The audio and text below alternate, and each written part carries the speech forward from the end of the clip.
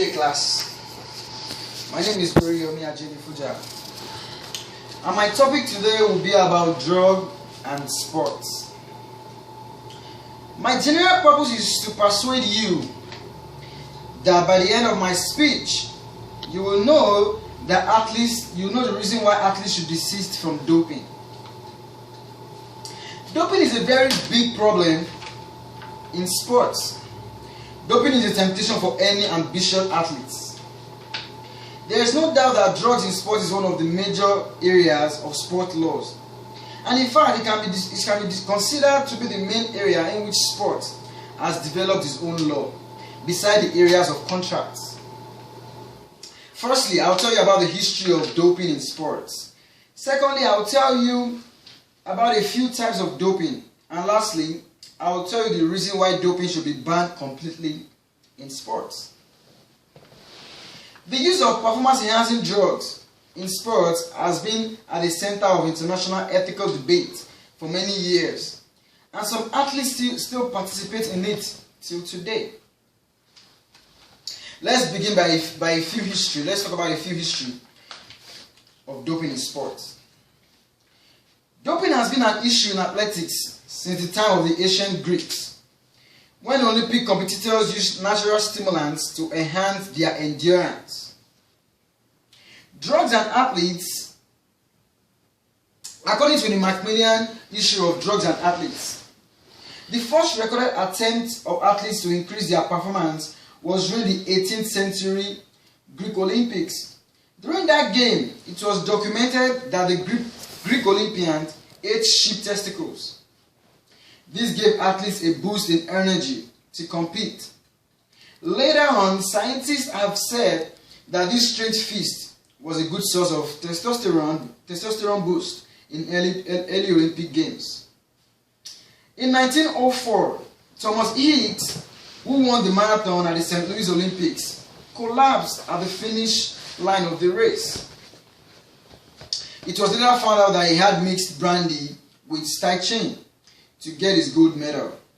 But not until the death of English cyclist Tom Simpson, who died after using amphetamines during the 1967 Tour de France, which created a sense of urgency about the need for athletic testing, drug testing. The next year, drug testing of Olympics athletes was introduced by the International Olympic Committee, IOC. Drug testing policies were instituted by most other international sport leagues by the 1970s. Since then on, athletes have been very clever to maneuver their way into cheating with different forms of doping. Now let's talk about a few types of doping. We have a few major types of doping, but the two main ones are performance-enhancing drugs and recreational drugs. Performance-enhancing drugs. According to Jost K. in his article, Sports and Drugs, performance-enhancing drugs are chemicals that can improve or are widely believed to improve a person's strength, endurance, or recovery from vigorous exercise. In 1999, an international conference of government and sports organizations condemned the use of performance-enhancing drugs. The code was enforced by WADA, World Anti-Doping Agency, and United States Anti-Doping Agencies.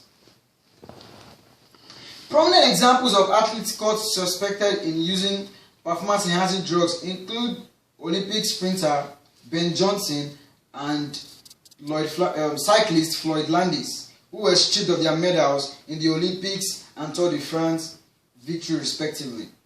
And the biggest doping case to date has to be that of Tour de France winner Lance Armstrong, a record 7-time winner of Tour de France, who was later stripped of all his honors and banned from competitive cycling for life for doping offenses by the Union Cyclist International, UCI, in 2012.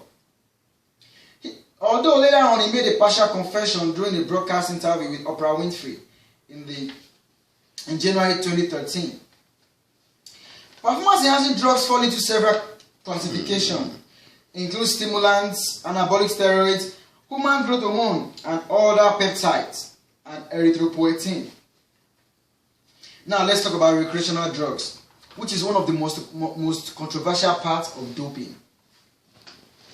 Recreational drugs are substances that are taken for pleasure.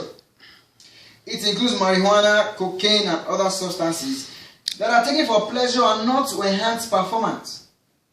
So therefore, they are illegal and can cause addiction and other health problems. And sociologists studying human drugs use and abuse generally make a distinction between recreational drugs and performance-enhancing drugs. Therefore, the World Anti-Doping Agency banned recreational drugs. Let's talk about a few reasons why doping should not be tolerated in sports at all. Firstly, for health reasons.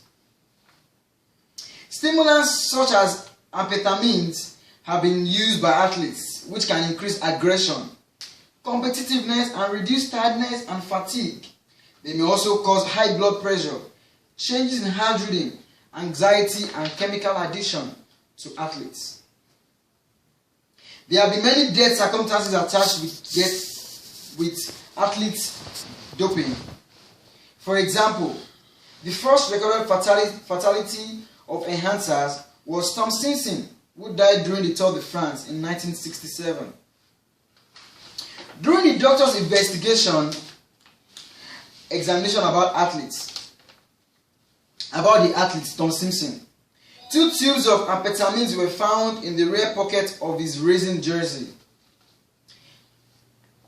signifying that he was on some kind of drugs before the race, which led to his death. 2, it is very disgraceful and unfair to their fellow athletes. Athletes are being stripped of their medals if tested positive to banned substance, and even after several months or years after winning. Yes, but it doesn't dignify their means.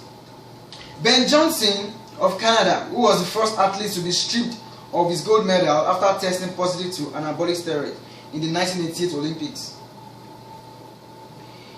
This act is very disgraceful to their country, their family, and the spirit of sportsmanship as a whole. This is also unfair to their fellow athletes that competed without doping, because they've been cheated on and because people celebrate the winners. So even if they were handed the medals in the future, it won't give them the fame and the recognition they deserved initially, because someone else cheated and got away with it. This is a very unfair act of sportsmanship.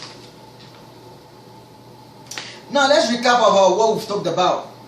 First, I told you about the history of doping in sports. I also told you about a few types of doping in sports, and concluded with the reason why doping should have zero tolerance in sports.